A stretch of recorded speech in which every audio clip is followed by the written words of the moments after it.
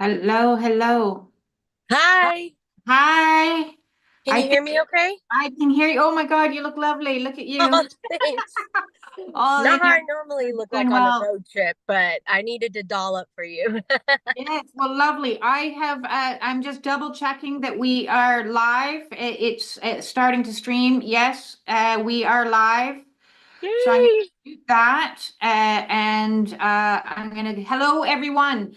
Welcome to the U Movement. I am B, and we are doing You Talk tonight with Katie Lee. I am so excited about this interview. I can't even tell you. I am really, really, really excited for everybody to join us. So we'll let people have a minute. I did send out notification. For those that join us for the live, welcome. And for those that watch later on, welcome, welcome, welcome. I'm just going to double check that there is, in fact, sound coming in. I believe we have sound. So Check, uh, check, check. check all those checks. You know how it goes. Join us for the, Mhm. yes, we've got sound. Excellent. Now I'm going to head over to Zoom and I'm going to hit record now. Perfect. Record to this computer. Lovely. So, welcome everybody. Tonight we have a very special You Talk guest. This is Katie Lee, all the way from, where are you? You're in the Pacific Coast. I know that. I've been, I'm lived in Sacramento, California most of my life, but I've been kind of a nomad for the past 2 years almost. Yeah. Nice. Well, yes, a lot of people have. Let me just introduce you to everyone out there. Katie is a fellow light language talker, which I'm super excited about because I don't get to talk to too many people who also speak light language. So that's definitely something that might come up in convo today. She describes herself as an ascension guide, a divine blueprint holder and translator, a grid worker, a gatekeeper, a healer, a manifester, a messenger, a seer, and a psychic, a transmuter, a traveler, a unifier, and a way shower. I absolutely love it. Woo! So I'm very excited to talk with you tonight, Katie, and I love that we managed to cross paths when we did, kind of divine time, as per usual. So why don't you just introduce yourself? If you want to expand on anything more than I just said, just give a little background information, and then everybody can know a little bit about who you are.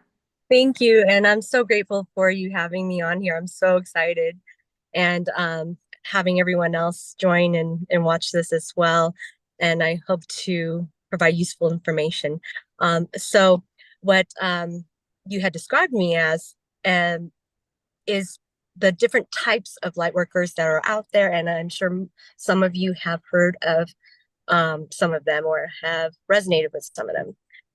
I also work as a light worker mentor and activator, as well as what I have kind of came to find is a intuitive guidance strategist, which when I work with people one-on-one, I channel and use intuition to confirm whatever it is that they need assistance with and cater to whatever phase of their journey is, whatever blockages they may have that need to be dealt with, what they need to focus on the current time, which gifts that they need to focus on as well, and anything that their guides or higher selves want to come through with.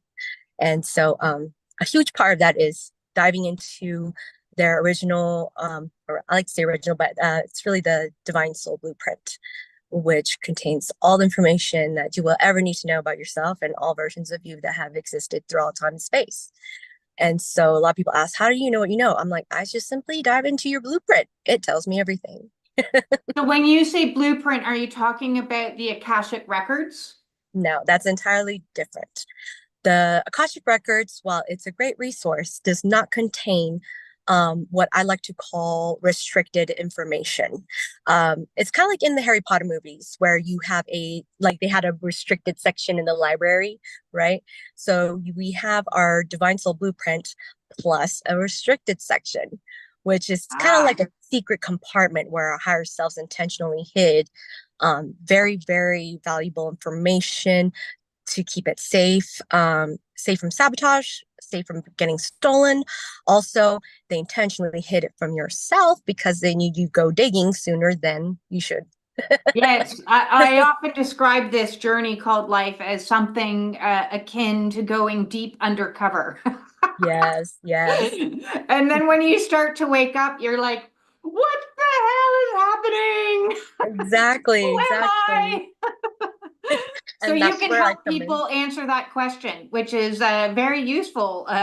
Maybe I need you to answer that question for me because along this journey, it's been stumbling around in the dark. I'd love to if you want to do that separate or live here, I'm up for it. Absolutely. I don't mind doing it live as long as you're not giving away any classified information that might get me in trouble or anything. No, I always, of course, ask for your consent and the consent of your higher selves, especially for the restricted section. Lovely. Well, maybe we'll leave that for the last 10 minutes. I'm more interested in getting to know you a little bit. Have you always been awake, or did you yourself go through an awakening process? And if you did, who were you before? When you were deep undercover and asleep, who were you before? I before was just a normal uh, human working 9 to 5. I worked as an executive assistant for the president of a private company, doing 9 to 5, and often wondering, is this really it? Is this really it to life? And I remember asking that many times, and just going to work, going home, going to work, going home, and I was very mundane. So I started my journey in July 2021. Um, I woke up later than my Divine Soul Blueprint had originally scheduled, because I was sabotaged. And Interesting. mhm, a lot of dark entities, or I like to just call them the opposing forces, didn't want me to wake up and discover my gifts, because they knew I would be mentoring lightworkers, helping them become stronger, helping them master their gifts, helping them find out who they are, and many things. I work with transmuting darkness to light as well. And so maybe they just didn't want me doing that. And so I woke up a lot later in life. I'm 43 now, and I woke up at 40. I I'm was supposed 51, so I too woke up quite late in life. Yeah. I would have gotten my original wake up call kind of December of 2019, but it was 2021 that I got really the kick in the butt. Yeah. And it felt like a rapid, crash course of learning after that. Um, because I woke up late. It's kind of like my guides were trying to catch me up with lost time. I was supposed to wake up in my late 20s according to my blueprint, but that didn't happen. So I woke up, and then things just kind of fell into place from there. Interesting. So Mhm. what triggered your wake up? You said that Um, you were delayed. I'd love to hear more about that, but what yes. finally triggered it for you then? Narcissistic abuse. I got out of a narcissistic abusive relationship, and I didn't even know it was narcissistic abuse. And then after I'd done some research, and then 2 months after that, I was reading a book. Forget the title right now, but somewhere in the middle of all that, I discovered self-love, and that's when I woke up. But it required narcissistic abuse to get me there, because I wasn't Yes. learning lessons and I was getting sabotaged. So yeah. Yes, when it comes to narcissistic abuse, my followers know that that's a huge part of my history is escaping from a very abusive marriage. And I personally believe that for many light workers that are here doing their job, that escaping from narcissistic situations is almost an initiation. It is Yeah, part of the awakening.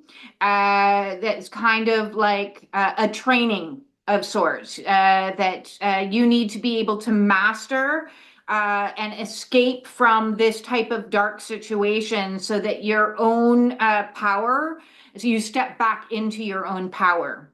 So would exactly. that resonate with you as part of that? Yes, absolutely. And another part of it for me, I don't know about for others, was because part of the sabotage, and I'm not going to blame it entirely on them. I will also blame myself for not learning some of the lessons. And so my guides were like, okay, she's not learning. Send in the narcissist, you know?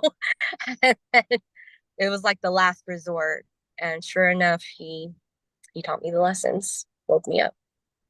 Yes. So I assume you resonate then as empath. Yes, absolutely. Yes. So for you, the lessons that the narcissist gave you, would they have been, learning boundaries, learning self-love? What type of lessons do you think that propelled you to learn? My absolute biggest lesson was that unconditional love does not mean unconditional tolerance. Also, definitely self-love, and that providing that unconditional love to others, I overlooked myself. Yes. I did not Sounds- focus on myself ever in my life. And so all of that forced me to go within myself and realize, Katie, you never loved yourself. You spent all this time, most of your life, loving men unconditionally, taking care of them while doing nothing for yourself. And so my first step was self-love. My challenge, my lesson was self-love. And that's what woke me up too. So Yes.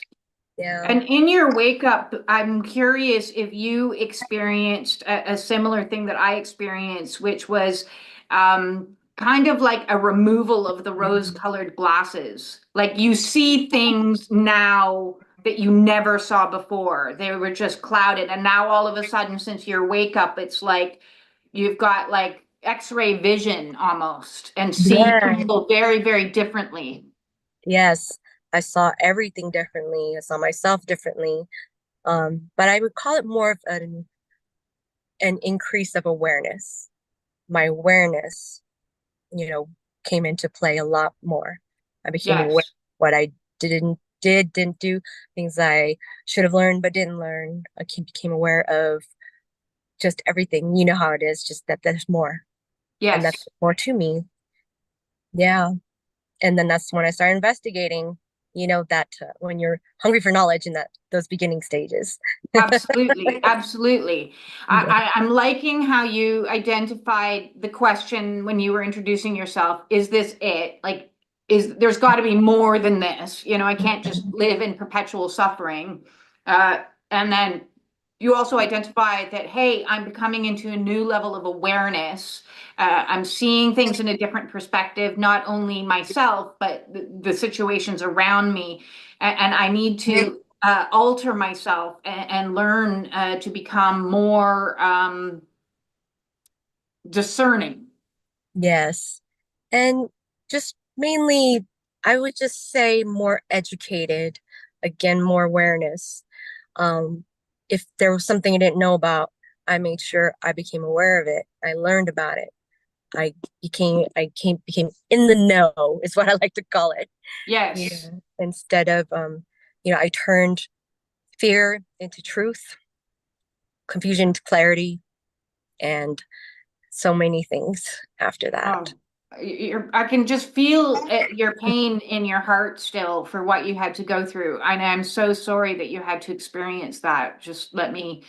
I think it's a terrible thing that so many of us on this path have had to experience this wretched cruelty. Yes. It is a cruelty that it's hard to fathom. Yeah. And it's one that so many people feel very alone in. And when they come to the awakening process and realize that there's millions of people in the same situation, it's mind-boggling. It is. And it's even more mind-boggling to wrap their head around the fact that it wasn't a personal thing about them. Yes. They were not the only target in that person's life. And even more so is we had to endure suffering so we could understand it, so we can understand how to help others. Yes. In through the suffering, we learn so many valuable lessons, but Oh, it's a very horrific way to go through it. it So is. do you identify certain phases in your awakening? Like, would you identify a phase of like, oh, I felt great for a while and then it went to hell? Oh, absolutely. there's a video by Christina Lopez. I'm sure you've heard of her. Yes, On yes, the yes. I've done yeah, her course actually. yeah. I loved her video on the 6 stages of spiritual awakening, which I absolutely go by. It is accurate to the T, and it's the same for everyone, just not the same experiences or circumstances, but the stages are consistent and in that order. And so, yes, absolutely, I identified with all of them, especially Dark Night of the Soul, which occurred for me at least 3 times, different phases of my journey, because I know it can occur multiple times for that stage. But what I was not prepared for was the Kundalini awakening stage, which that one was not identified, but it fit somewhere in the middle. Like, Yes, Kundalini. So just so anyone who's joining that doesn't know these phases, Christina Lopes identifies a oh, spiritual Lopes, I'm awakening sorry. to combine 6 primary phases. I've talked about it a lot in many of my other videos, but we have the wake up call, then we have the bliss phase, then we move into dark night of the soul, the void, grounding, and then reintegration. Now, those aren't like all necessarily in order, and you can bounce back and forth between them. There's a lot of bouncing back and forth between them. But I actually identify what I believe is a pre-awakening phase. And I think that a lot of people in their pre-awakening phase go through a stage of almost like another dark night of the soul, where they're faced with certain challenges like health issues, or in your case, it was a relationship, toxic relationship. So something that's very challenging that kind of pushes you to say, no, I can't take this anymore. Oh dear, you're frozen. We've lost you, hun. Let's hope you come back. I hope she comes back to us. She's frozen right now. Oh, okay, now let's see. She'll come back in and use the link again to come back in. Because I want to continue this conversation, because it's important for people to recognize that so many of us go through these challenges on this awakening path. And some, which was going to bring me up to my next question for her. So let's just see. I'm going to send her off. I love it when technology does these things. So I'm going to just send her a quick message.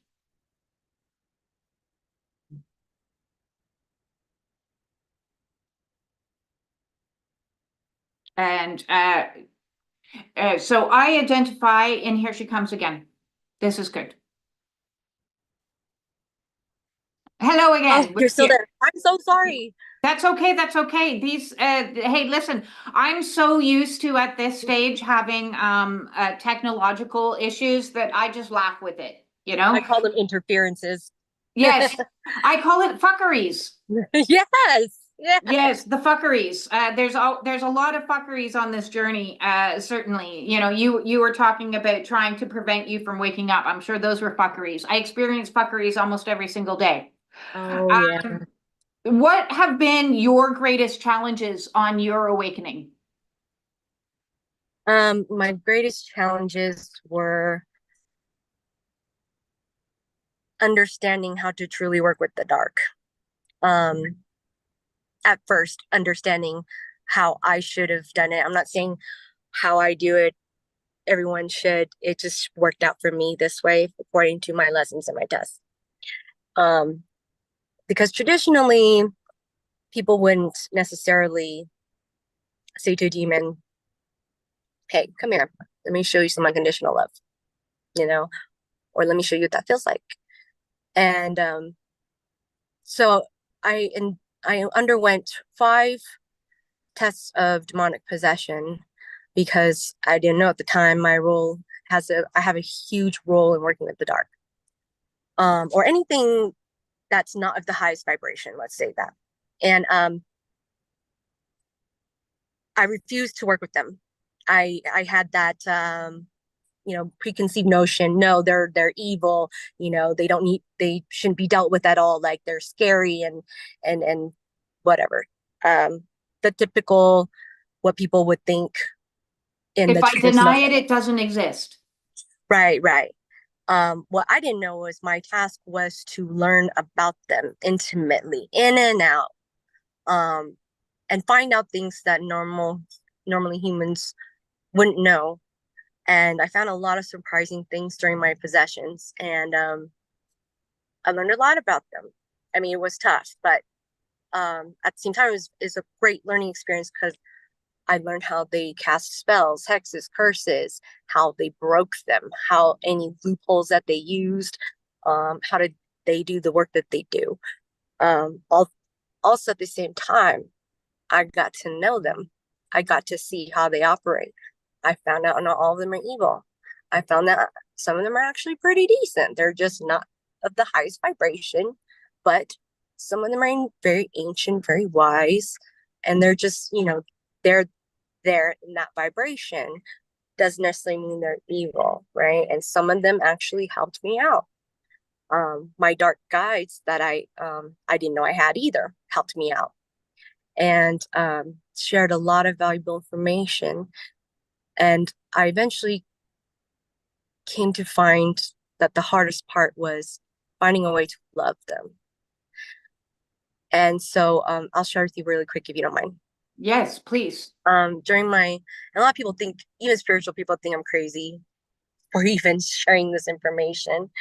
But, I know what I went through. I know my truth, and I know what I had to learn. So at the fifth and final demonic possession I was on day 3 of no sleep, getting constantly attacked. I tried every intention, every sort of whatever I could find to exercise myself, to remove them, to banish them, or whatever. And they just kept coming back.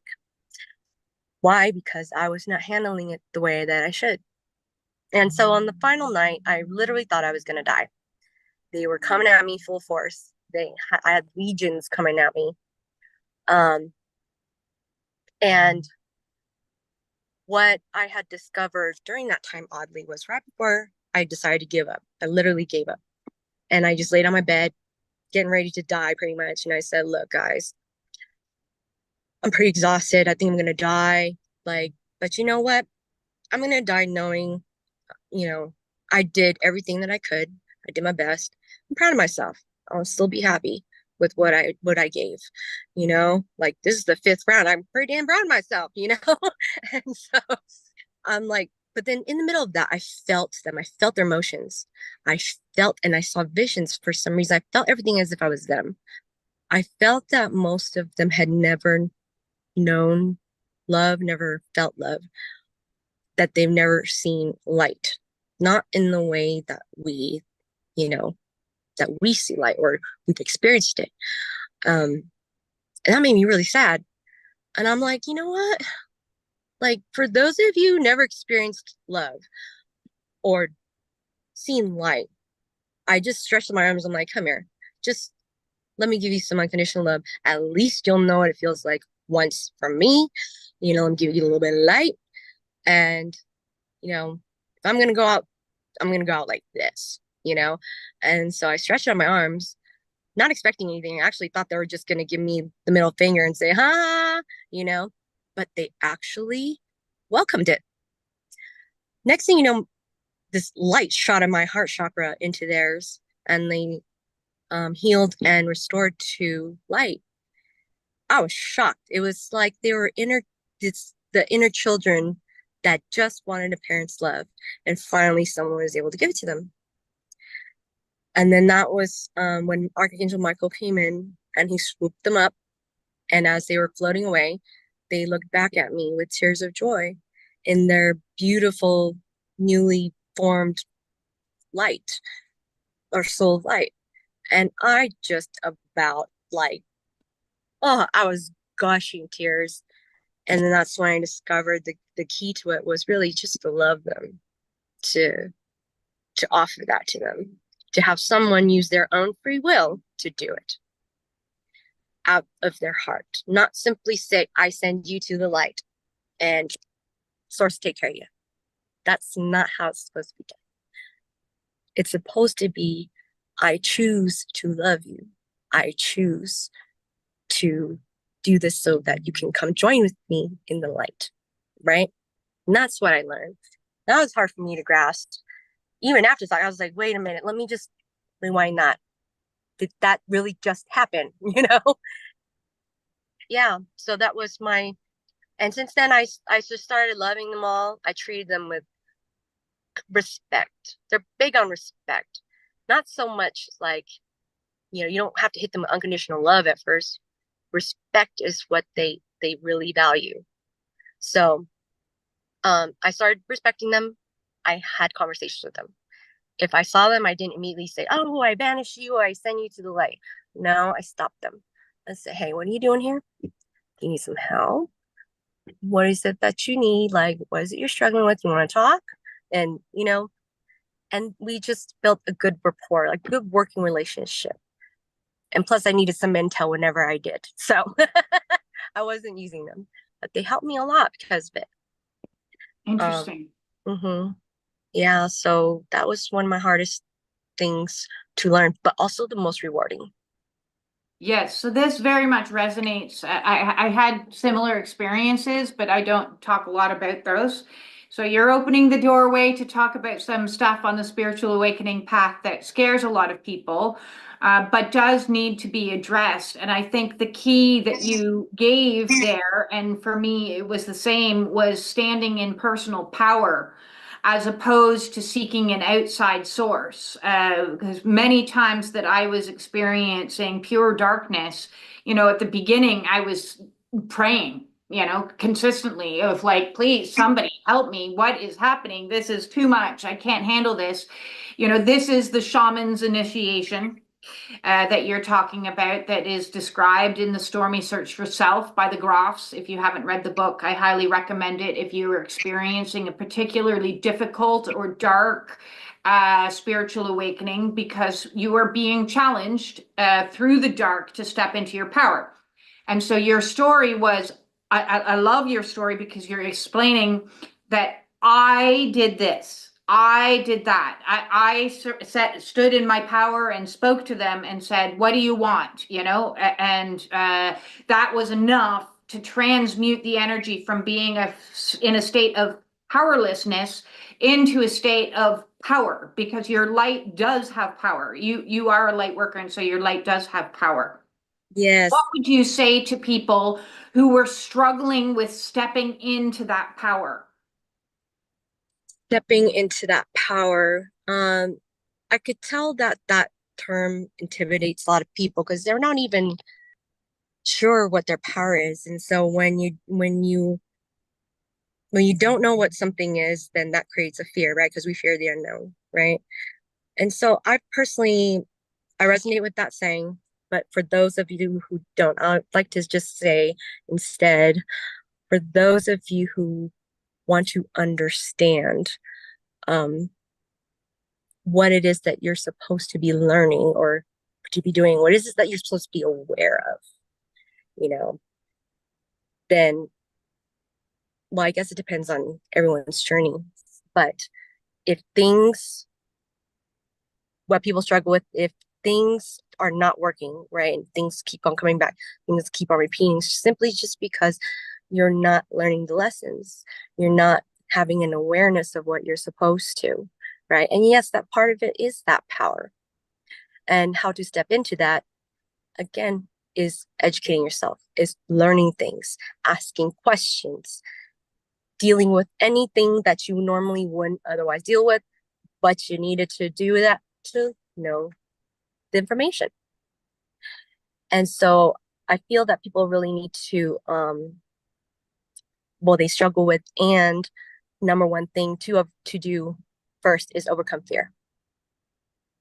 Yes. And yes. And so that's where people have a hard time coming into their power, is because they have not conquered their fears yet. In order to come into your power, you must conquer your fear. So where that fear is different for everybody. For me, my fear started with, I don't want to deal with dark entities. I think they're evil. Like, I've heard all these stories about them, right? And my guides are like, well, your mission is to deal with them, transition them to the light. So guess what? We're going to force you to learn about them. And sure enough, they did. And so had they not, I never would have learned any of this. I'm really glad, you know, I mean, I wasn't glad of the experience, but I was glad I was pushed enough to learn. Um, so, and thus I overcame every single fear I had. Why? Because I simply learned about them. I got to know them. Like, hey, you've been a demon for how many Earth years? Tell me about your experience. How did that all happen? What is it that you do from day to day? You know, like I have questions Yes. because I don't want to be in the fear energy of not knowing. I want to be in the truth energy of knowing simply because I just decide to ask questions. I was So inquisitive. you would say you transmuted your fear through the process of curiosity. Of curiosity, which became truth, which became clarity, no more confusion, which eliminated my fear. Um, and also eventually leads to increased awareness. I'm now aware of them. I'm now educated as much as I can be anyway, for the time being. And therefore, I know there's nothing to fear now that I know this information. You know, the information I was working off of was based on what I heard or assumptions or my own perception, not truth that I went and found out on my own or, you know, confirmed and verified with other sources or anything like that. You know, I was one of those that sent them away immediately, you know, without giving them a fair chance. And then I came to realize, you know what, if I was them and I wanted to come to light, but then I went to every light worker and they all sent me away, I feel pretty hurt. I'd want someone to at least say, hey, what's going on? Like, why are you coming to me? You know, out of all light workers, why are you coming to me? You know, or what are you here for? At least confirm what it is that they're there for, you know, because like I said, I put myself in their shoes. I empathized, I had compassion. I was like, man, that would really suck if I was a dark entity looking for help, but I got turned away at every doorstep. It would be nearly impossible to find help. Interesting. That's a very interesting approach. I like that. I also like how you say, you know, you need to investigate truth. But I think that's where people might trip up because there's so much mistruths out there Right. that And actually different promote perceptions. greater amounts of fear and actually promote a feeling of powerlessness. Right. And so I've learned simply to one of my first things I love to do is train people how to master their intuition, how to use it, how to master it, how to use it to ask questions, questions after questions after questions. That's how you get your answers. That's how you get the truth. Your intuition is your true guiding force. Above all else, above your guides, above anyone, it's your intuition. That's your go-to. So that's the first thing I teach people is how to master that. So if anyone, let's say, for example, they're like, Katie, I don't believe you. I don't believe that you've met demons that are actually, you know, not evil. I doubt you've met any that are helpful, right? If they have worked with me or know how to use their intuition, I would simply to refute that, or not to prove I'm right, but to teach them also how to find their own truth. I'm like, okay, ask your intuition really quick. Is it true what I said? Right? When their intuition confirms, that is their truth. Whatever they find there, that is going to be their truth, you know? So you're suggesting that people start a dialogue with their intuition. I heavily advise that intuition is where you start first. Yes. And Always. do you recommend any practices like meditation to help connect, or just being in the moment and again using curiosity and questioning? Well, I'm sure everybody and other light workers have different methods, but I like to work smarter, not harder. I'm not saying others don't work smarter. I'm saying I don't have time to do things the long way. I have a lot of things to learn. So I'm going to always try to find the most streamlined way. And not only that, I want to save other light workers time. So my method is simply through energetic responses, through the physical body, or using your I believe it's clairsentience, that's your inner knowing, or Yes, was the that inner clairsentience is your feeling, okay? whereas So one claircognizance that is your inner claircognizance, knowing. yes, claircognizance, with your and getting to know how your intuition answers, responds is going to be different for everyone. Mine, I have asked it to respond, how to respond, yes and no and maybe, like it's through my heart chakra mainly. But sometimes it'll give me goosebumps, tingles, or sensations through the chakras. It'll give me different sensations each time. But what matters is that an energetic sensation is a confirmation or yes, any kind of like you can feel that energy sensation after you ask it a question or ask it to confirm something. That's a yes. If it's a no, it simply would not bother to answer at all. Yes, I love that because you're talking about the body intelligence. And Yes. so many people in their sleep state before their awakening are so disconnected from our bodies. We've become very disassociated with our bodies through our eating, through our drinking, through our behaviors that we numb and we repress and we shut down our bodies.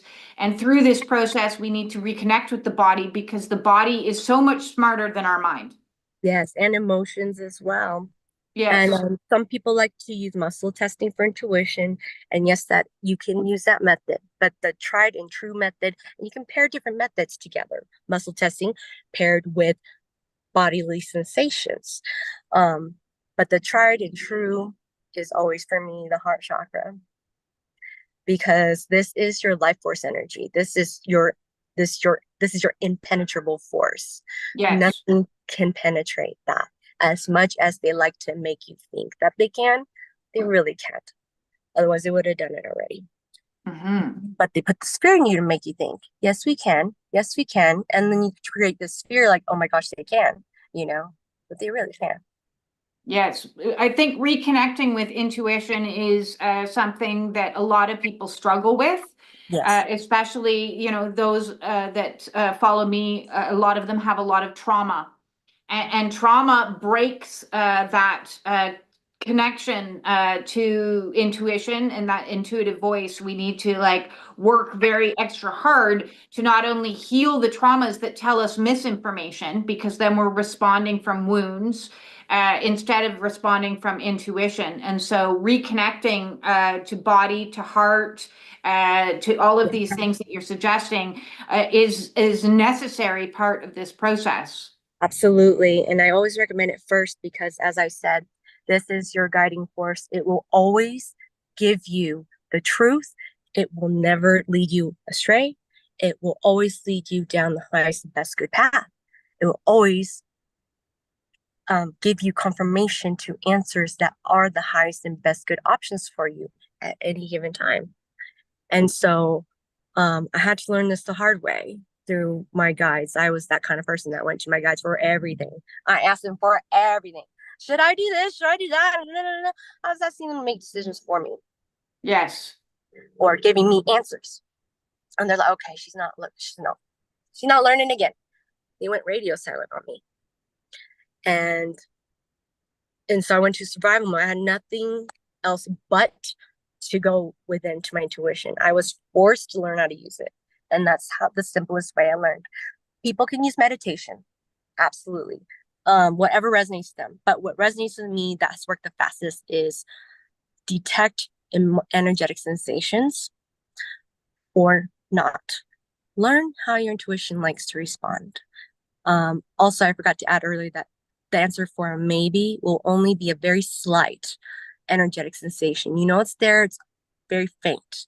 And when that's the case, you'll need to either ask more questions or rephrase your questions to where, it can yield a more definite answer. And so from there, once you learn how your body or intuition responds, it's pretty much like you're getting to know your soul again. You're getting to know who's deep in there. It's talking to you like your best friend. That's you. You're talking to you. And your guides want you to connect to you first before you connect to them, before you do anything. They want you to connect to yourself first, And then through the intuition, when you finally figure out, you're like, okay, my heart chakra, oh yeah, she totally answers with energetic sensations after I ask a question, after I ask a question for yes, that will yield a yes answer. Oh yeah, I could feel that. And it'll be different each time. But if it's a no, she's like, no, I'm not even gonna bother to answer that, you know? And then maybe it's like that 8-ball little thing you shake it. It's like Yes. ask it or ask again, or what was that? Try a different question. I forget what it was. But that would be kind of like what a maybe answer would be. So then from there, you simply just need to learn how to ask the right questions, how to structure your questions and phrase them specifically or in a strategic way where you can get real answers. And so I'd love to teach people this because they didn't think this before. It's like, a lot of people ask kind of vague general questions, like, will I meet my soulmate? Right. Of course they're not going to get a definite answer. I'm sorry for the sunlight reflection. I'm trying to get a better angle. But I'm like, well, and they're like, I couldn't really get an answer from my intuition. It's always like a maybe. I'm like, well, did you ask what type of soulmate? Because they're so different. Did you ask romantic? Did you ask for karmic? Did you ask for whatever other kind of soulmate? And, did you ask for possible time frame? Or if uncertain conditions were, completed or under the right conditions, then would you meet your soulmate? And so that's when I learned to effectively rephrase my questions so that they are based on the possible decisions, possible options that I've narrowed down. So then I go, if option 1, then will, or whatever, blank. What would the outcome be? So for example, I would instead ask, if I did enough of the healing that I need to do at this current time, will I meet my romantic soulmate in roughly 3 to 6 months from now if I'm successful? Right? Yes, no, whatever. Go from there, rephrase my question, or ask option 2. If I continue business as usual and I don't work on any healing, will I meet my romantic soulmate within 3 to 6 months? No? Okay, clearly I need to work on my healing then. It helps me to narrow down to the overall best answer. And so when you phrase your questions like that, it's, that's when your guides and your intuition can answer. It's like you're asking your guides, based on a decision that I make, will blah, blah, blah. Not instead of asking your guides to make a decision for you, right? Interesting. That's fascinating. I'm really finding that fascinating. I think that was very useful information to begin getting people to start having a dialogue with themselves and to connect, to feel the vibration within their body and however that manifests so that they can make better choices that are in alignment with their heart, their gut, their soul, however they want to connect. We get impulses and information, and so often we ignore them. Yes, or it's more of they just didn't have an awareness of how the intuition worked. It simply is your soul responding energetically or in some kind of inner knowing and telling you, hey, I'm confirming things for you. And so I'm leaving you breadcrumbs. I'm leading you in the best direction possible, That's amazing. And that's why I wanted to hop next because we talked about your challenges, but what would you describe as your greatest blessings that have come on this awakening? The greatest blessing is, well, I don't even know where it's been. I mean, of course, meeting my soul family and being amongst you, all of you fellow light workers who are very, very powerful. But I guess it would probably go back to the same thing with the dark entities. The most worrying thing is finding out I have the power to simply just love something and it can transform, it can heal and restore like that. It's just because I chose to love it. And that's all it beautiful. took. Yeah, that's very beautiful. And my mistake was relying, on external sources at the time. My guides, can you help? Or I send you to source, or source, can you help? Or whatever. But they were like, no, Katie, if we came in and helped you, how would you learn your lessons? How would you understand what we're trying to teach you? No, you need to figure out on your own. And so I figured out simply just all they need is love, like the Beatles song. Sounds corny, sounds cliche, but it's very true. It is very true. The key things that people need to simply understand is that love needs to come from them, from you. It needs to come from them as a choice, free will choice. That's the key thing here. You chose to love them. That's their golden ticket to coming back to the light. And their golden ticket was likewise choosing to want to come to light, choosing to receive that love. Some of them could have said, no, I don't want that. But most of them were like, I want it. I've been stuck here. I've learned my lessons. I've been on this loop in the dark realms or lower dimensions, and I'm done. But every time I tried to seek help, I got turned away.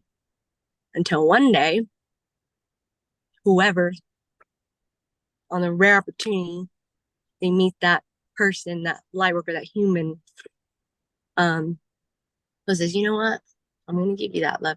I want to love you. I want to help you because I love you. I want to help you because we are one. I want to help you because I know we're trying to reach in unity consciousness. How does that work if I just leave you down there? I'm like, no one left behind. Let's go, Yeah. And so that's my motto now. I'm like, no one gets left behind.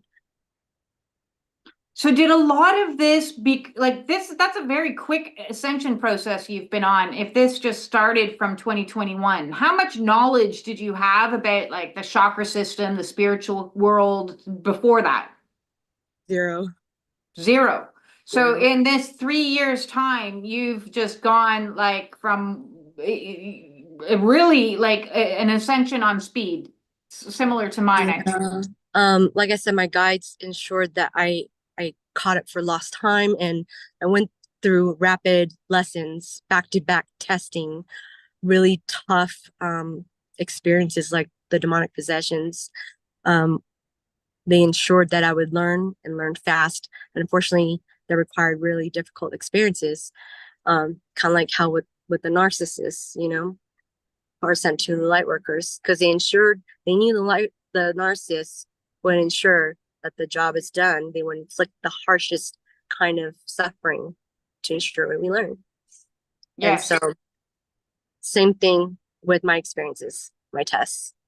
And I didn't have anyone to guide me or mentor me. I didn't know um, anyone really at the time. I had some spiritual friends, yes, but they didn't understand what I was going through. I'm like, how do you get through possession? None of them knew. And I was like, I cannot be the only one going through possession right now, like, Yes. but I had to learn on my own. And so that's part of my journey. Of course, Yes. others can have ascension guides to assist them. But in order to become an ascension guide, I learned is pretty much had to endure the most crazy tests more than other light workers endure. Learn it yourself. You learn the process, and then you teach it to others. That's the And shaman's initiation. yeah, Those that are on a shaman's initiation path, just so that everybody out there is aware, if you are predestined in your soul contract to be a healer, a guide, a way shower, then you will experience the worst of the worst so that you can assist others. Yeah, how are you going to assist others in healing or getting out of situations if you yourself haven't healed and got yourself out of that situation? So a shaman's initiation is one I understand and resonate with, and I understand exactly what you've been through. sorry, I was just trying to close the windows to eliminate Yeah, no, outside no noise. problem at all. Before we go into final thoughts, I would love, because we're getting up there in time, and I said, in the last 10 minutes, it would be interesting to see intuitively what you pick up on from me. because that would be just, I don't know, fun for me and fun for everyone else who's watching. It might give Yeah, them a little sample of what they can expect if they go and see you and book with you. awesome. Yes, I'd love to do that. So, just a very brief summary is when I work with people, I don't give them a pre-packaged plan. Like it's always custom because again, everyone's journey is different. I always ask for what they need the most at this time. Perfect. Want to learn certain things. It's not necessarily what they need to learn at this time. So that's what I ask for, and it always turns out to be something different. So I Yes. would for you. Um, okay, so do I have consent to perform any necessary lightwork services for you here today? And if I need to ask any other energies to assist, like spirit guides or whoever, only for the highest best good of all. Do we have consent? You do. Okay, perfect.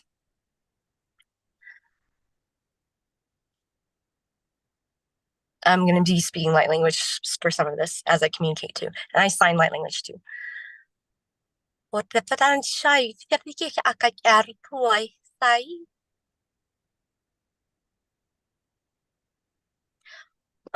going to do a full restoration, just a really quick one. This, and whether, despite whether or not you have done this before, some elements don't fully complete until you're ready or it's time. So just to quickly summarize, I'm going to call back all your soul fragments, making your soul complete again. I'm going to, after that, activate your light body. Inside that light body is your divine soul blueprint. I'm going to check it out, make sure it's the original. It's not sabotaged. Yes, our blueprints can get sabotaged. If it is, I'll need to restore it via the tree of life, because the tree of life is the one that creates our blueprint and updates them. And then from there, I'm going to activate your Merkabas. Some people have multiple. And then finally activate your 144K frequency, which will probably feel or look like a little lotus flower slowly blossoming in all of your chakras when that happens. And for those of you who don't know, when I activate the 144K frequency or guide others to do it, this is your most powerful frequency. It is the culmination of all that is you, all of your gifts, everything, all versions of you into one divine frequency. It's your most powerful frequency you will ever have. It's probably the only one that you'll ever need to use. But of course, we want to learn about all different types of frequencies, right? So, okay. So I'm just going to, okay, so let's start with soul fragment retrieval. I'm going to activate your soul's frequency from within your heart chakra. It's going to activate the frequency, calling back all your soul fragments. They will answer to that frequency coming back here. Okay.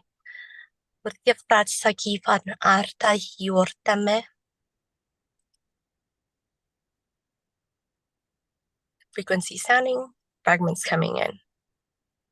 Just for the sake of time, fragments, can you come in a little bit faster? Thank you.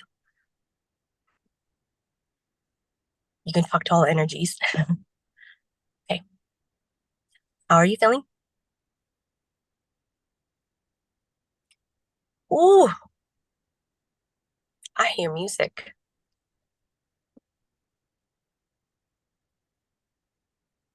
It's like ethereal music, like something from the fairy realms. Beautiful. Soul fragment retrieval complete. Yes. On behalf of B, I set the intention to protect all of her soul fragments from unauthorized access now and in the future. Thank you. Now, activate her light body. So it's like that light is just going to start from the inside outward. And for those of you who can channel, you'll probably feel and see this too. I see iridescent colors. Oh, beautiful, beautiful. Bee's light body, activate her divine soul blueprint, please. Please combine her original divine soul blueprint to her current. If there's any deviations, let me see.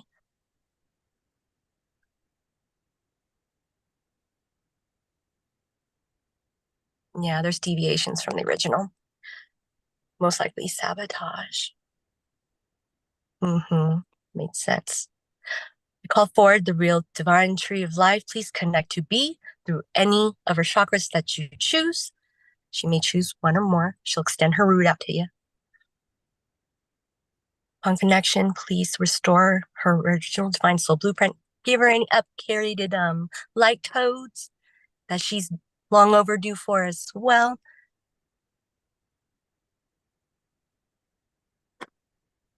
Ooh, your restricted section glowed. Curious about that. We'll get to that. Okay. How are you feeling so far? Tingly, nice and tingly. I'm getting some tingles on the top of my head and down my arms, which is lovely. Beautiful, beautiful. Hold on. It's normal to feel like a tree sprouting out of your head. Sometimes when people connect to the tree of life, that can happen. That you can feel like that. Okay. We're not quite done yet. Activate all her macabres, please.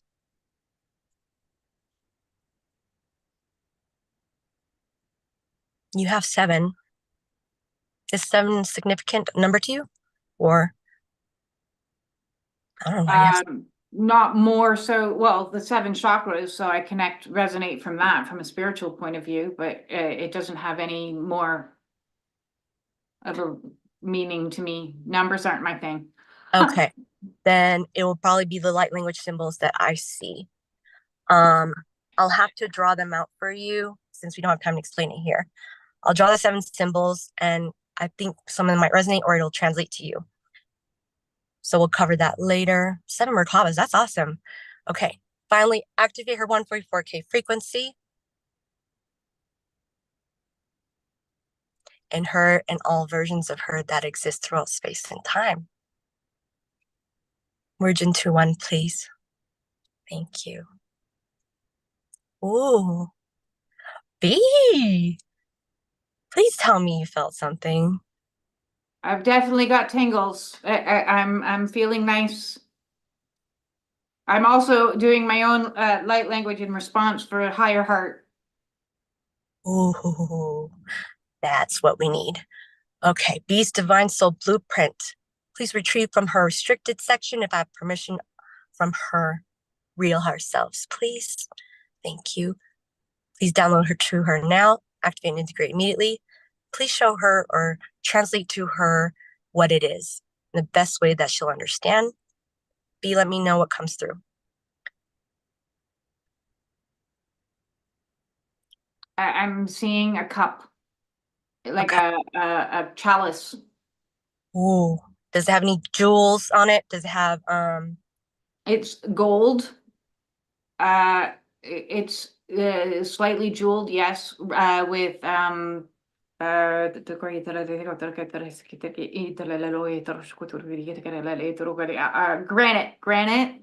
or ruby, red. is there anything in it?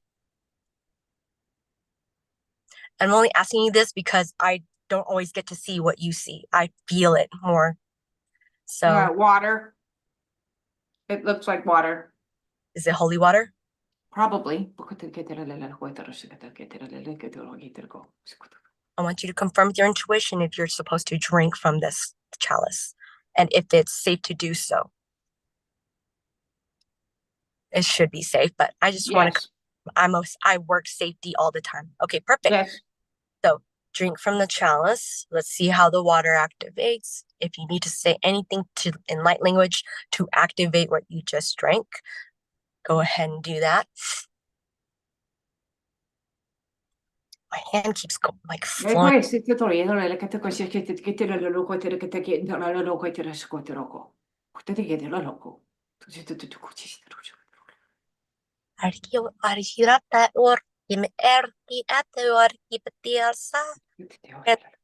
Through me.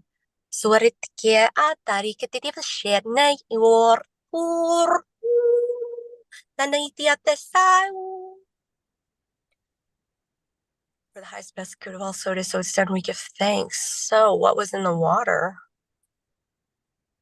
That's wow. Do you know what was in the water?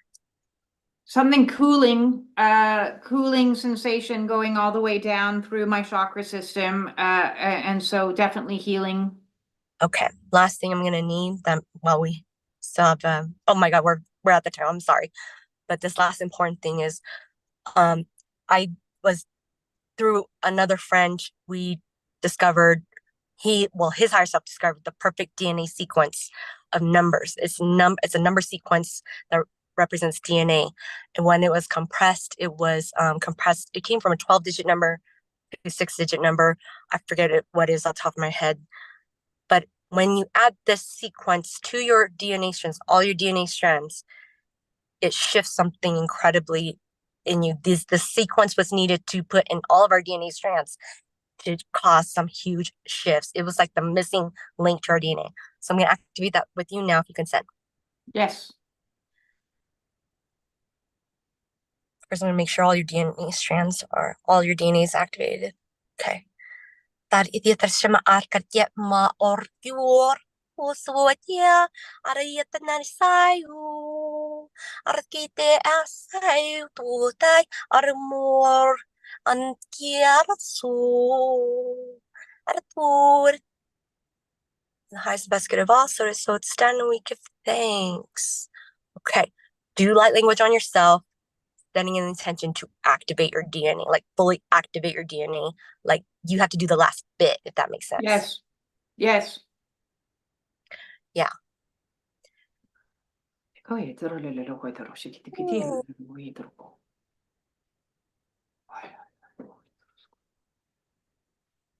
I just find out what you need the most. What comes after, shoot. You tell me and I'll clarify for you if needed, but it's different for everyone. Joy. It's time to reconnect. The chalice is a type of purification that you receive. Yes. It is also a purification gift you can grant for others. Be discerning. It's not for everyone. No. Yes. Yes, that makes a lot of sense to me on many levels. I've been doing that kind of work, helping clear and purify other individuals. I'm very clairsentient, and I experience things. I'm like a magnet for other people's stuff. So I've been doing that purification work for a bit of time, and it takes a lot of discernment. So you're gonna I too have had interesting challenges, with this method, it's like you're going to enhance or develop, more complex ways to purify people or much more advanced ways to do it through this. I'm just going to call it holy water since it came in a chalice. And Yes. how you want to do it, use the chalice or use the water that's within you that you integrated. Use it how it resonates to basically step up your game on purification. It's going to accelerate how you do it too. And so, yeah, feel free to add it to your current methods or simply develop a brand new one. But use this water, use the chalice. Excellent. Thank you. Thank you. And thank you. You're welcome. As for the DNA, really quick, it will just surface random ways. So could be new gifts. Yes, I'll be very observant over the next week to see what happens. Yes. Before we sign off, I wanted to give you the opportunity to offer any final thoughts, as well as to let people know how they can reach you so that they can book in with you or connect with you. So both of those things. Great. Yes. For now, as I'm planning a new platform, currently I operate website higherselfhealer.com. There I'm doing personal sessions, and I just kind of like what I did for B here for you. I'm going to dive in, see what you need the most at this time, help you get activated, give you guidance on what to do next. But I'm trying to stray away from that. I'm instead starting a new platform called 144K Lightworkers Academy, where it will be a monthly membership type of thing, not too costly. I understand a lot, most light workers are struggling. So it'll be a monthly membership fee where you'll get live group mentoring sessions, and I will channel for whatever it is that you all need to learn the most at this time.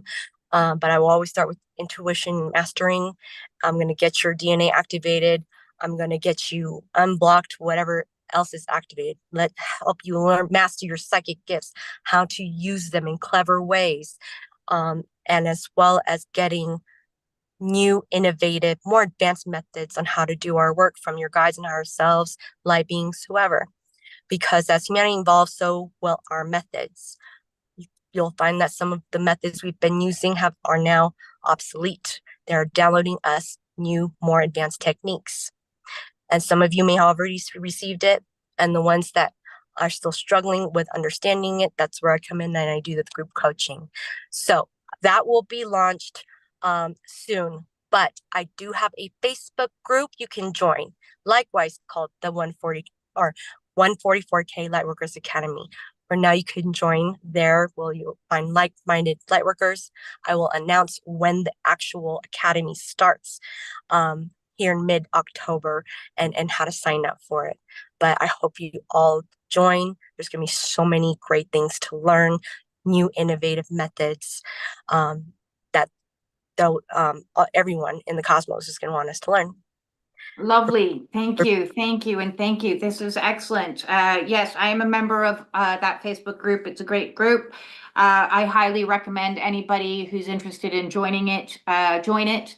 And before I sign off tonight, I just want to say an absolute thank you for the amount of response that I have already received for those that are interested in doing You Talk with me, so that you can share your awakening stories to assist others who are on this path, feeling confused, alone, and all the other stuff that comes with an awakening. Each story that gets out there is another little connection that can be made to assist people that are going through some very turbulent times in their lives. And so I am very thrilled.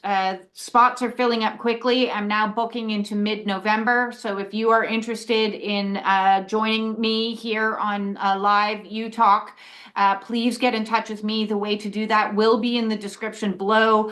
Otherwise, you can find me on Facebook as Be Freedom, and or join my spiritual warrior support group, and the way to do that is in the description below. And I will update you and put the links for Katie Lee's group so you can find it as well once all of this is up and I figure my way through technology. So with that all said, I'm going to send you all my absolute love out there, and remember that you are not alone. You can get through this, and we are in this together. And Yes. that said, peace out. Love you all. Okay, now I'm going to stop the recording. Perfect, and end our transmission with YouTube. And